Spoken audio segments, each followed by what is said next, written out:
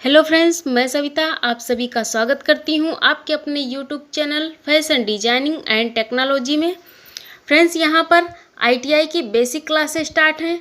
आप लोग वीडियो को लास्ट तक ज़रूर देखिएगा और चैनल पर नए हैं तो चैनल को सब्सक्राइब करें और बेल आइकन को प्रेस कर दें ताकि आने वाली सभी वीडियो का नोटिफिकेशन आपको सबसे पहले मिले।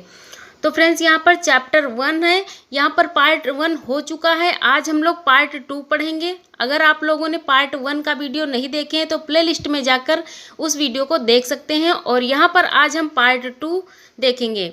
तो पार्ट 1 में जो है वो इंट्रोडक्शन हुआ था और उसमें हिस्ट्री ऑफ क्लॉथ इन सभी चीज़ों को उसमें इंक्लूड किया गया है। और आज इसमें हम देखेंगे कि वस्त्रों के इतिहास को कितने भागों में बांटा गया है, इन सभी चीज़ों को देखेंगे।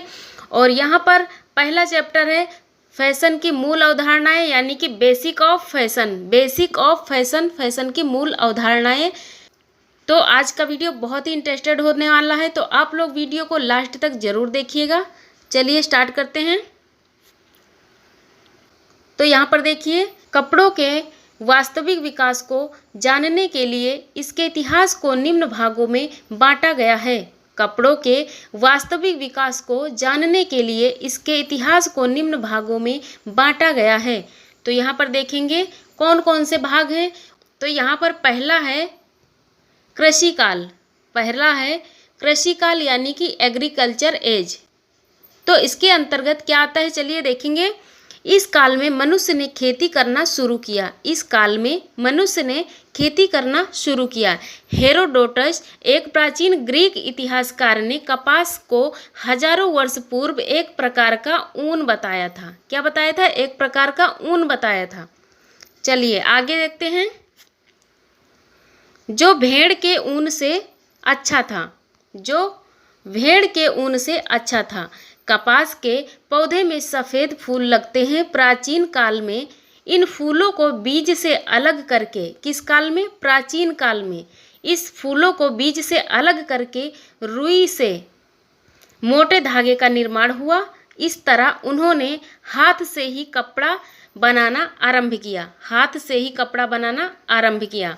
तो इसमें से बहुत सारे ऑब्जेक्टिव क्वेश्चन आ सकते हैं, यहाँ से बहुत सारे क्वेश्चन निकल सकते हैं। तो इस टॉपिक को आप लोग अच्छे से पढ़िएगा और इसे नोट डाउन भी कर सकते हैं। चलिए आगे देखते हैं।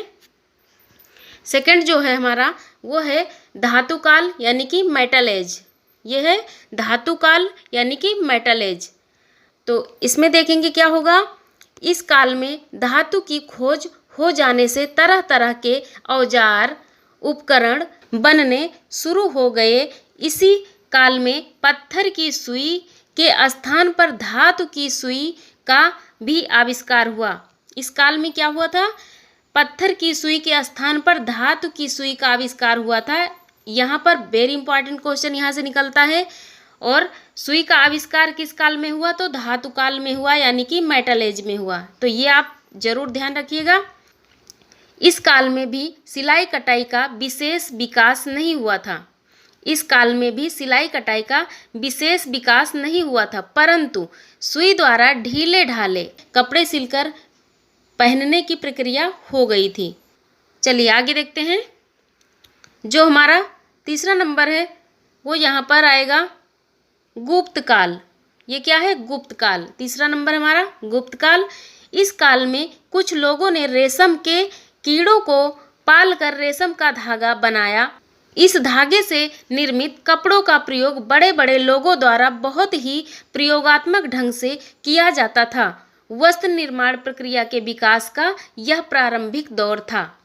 तो ये गुप्त काल में क्या हुआ था? रेशम के कीड़ों को पालकर यहाँ पर रेशम का निर्माण किया गया था। ये क्वेश्चन यहाँ से वेरी इंपॉर्टेंट बनता है। यहाँ से एक क्वेश्चन जरूर उठता है, तो ये भी आप लोग याद रखिएगा। चलिए अगला देखेंगे।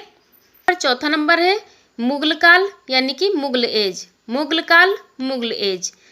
कई सौ सालों बाद मुगल भारत आए। कई सौ सालों बाद मुगल भारत आए और अपने साथ सुंदर पोशाकें लाए। मुगल कुर्ता, पायजामा, शेरवानी, अचकन, टोपी आदि पहना करते थे। इस काल में स्त्रियां भी अपने शरीर को सजाने के लिए रेशम, यानी कि सिल्क आदि कपड़ों का प्रयोग करती थी। इस काल के लोगों के वस्त्र बहुत महंगे होते थे। इस काल के लोगों के वस्त्र बहुत महंगे होते थे क्योंकि उन वस्त्रों पर जरी, तिल्ले, सलमा, सितारे आदि के प्रयोग द्वारा नक्काशी की गई होती थी।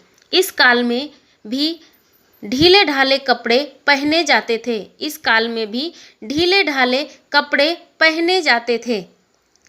तो यहाँ पर कई सारे क्वेश्चन उठते हैं, ये आप थ्योरी में अच्छे से पढ़ लेंगे तो आपको समझ में आ जाएगा। चलिए आगे देखेंगे। 5वां नंबर है, ये वेरी इंपॉर्टेंट है, इसको अच्छे से ध्यान दीजिएगा। यहाँ पर है ब्रिटिश काल। ब्रिटिश काल यानी कि ब्रिटिश एज। मुगलों के राज में ही भारत में अंग्रेजों का भी आगमन हुआ। मुगलों के राज में भी भारत में अंग्रेजों का आगमन हुआ। किसका आगमन हुआ? अंग्रेजों का। तो यहाँ पर हुआ अंग्रेजों का आगमन, और अंग्रेज प्रायः तंग एवं चुस्त पोशाकों का ही प्रयोग करते थे, यानी कि जो भी कपड़े फिटिंग के होते थे उस टाइप के कपड़े वो वेयर करते थे, यानी कि पहनते थे। तो मुगलों के राज में ही भारत में अंग्रेजों का भी आगमन हुआ। अंग्रेज प्रायः तंग एवं चुस्त पोशाकों का ही प्रयोग करते थे। इस प्रकार शरीर की नाप के अनुसार कपड़ा काट कर नई पोशाकें बनाई जाने लगी। इस प्रकार कपड़ा काट कर पोशाक बनाने का पहला श्रेय किसे मिला? श्री वेम्पन को मिला था। श्री वेम्पन को मिला था, प्राप्त हुआ था। ठीक है, ब्रिटिश काल में ये वेरी इंपॉर्टेंट है। यहाँ पर मिस्टर वेम्पन को आपको जरूर याद रखना है क्योंकि ये हमारे सिलाई कला के जन्मदाता हैं, जनक हैं। इससे कई प्रकार से क्वेश्चन पूछा जा सकता है। चलिए आगे देखेंगे। धीरे धीरे वस्त्रों की फिटिंग व सुंदर सिलाई पर भी ध्यान दिया जाने लगा। धीरे धीरे वेशभूषा में सुधार आता गया।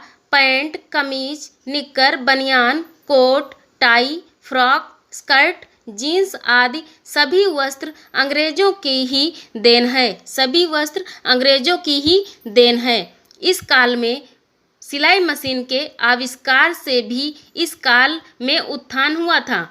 इस काल में सिलाई मशीन के आविष्कार से भी बहुत ज़्यादा उन्नति हुई थी।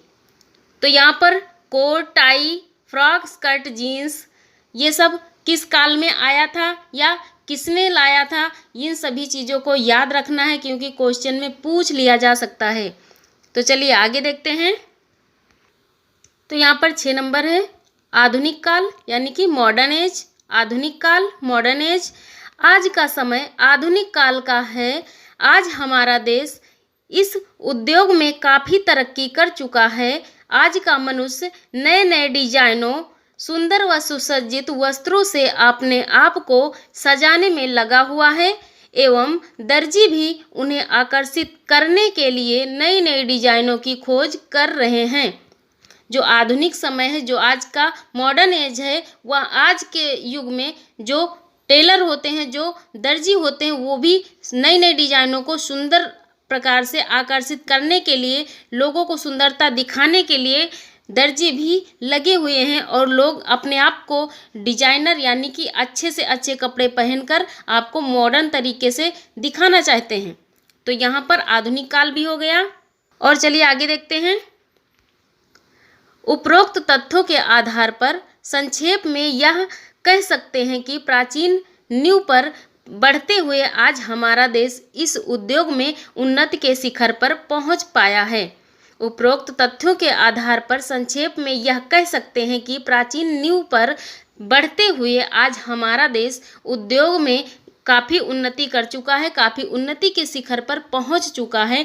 तो ये आज हम गर्व के साथ कह सकते हैं। तो चलिए आज का टॉपिक यहीं तक था और इसका अगला टॉपिक हम अगले वीडियो में पढ़ेंगे। तो आप लोग इस वीडियो को ज़्यादा से ज़्यादा शेयर करें और वीडियो पसंद आया हो तो लाइक करें, और अभी तक चैनल को सब्सक्राइब नहीं किया तो चैनल को सब्सक्राइब कर लीजिए और बेल आइकन को भी प्रेस कर दीजिए ताकि आने वाली सभी वीडियो का नोटिफिकेशन आपको सबसे पहले मिले। और हमारे फेसबुक पेज को आप लोगों ने फॉलो नहीं किया तो जाकर हमारे फेसबुक पेज को फॉलो कर सकते हैं। तो थैंक यू ऑल फ्रेंड्स, यहाँ पर हमारा वीडियो आज का यहीं तक था और फिर मिलेंगे एक न्यू वीडियो के साथ। नमस्कार, जय हिंद, जय भारत।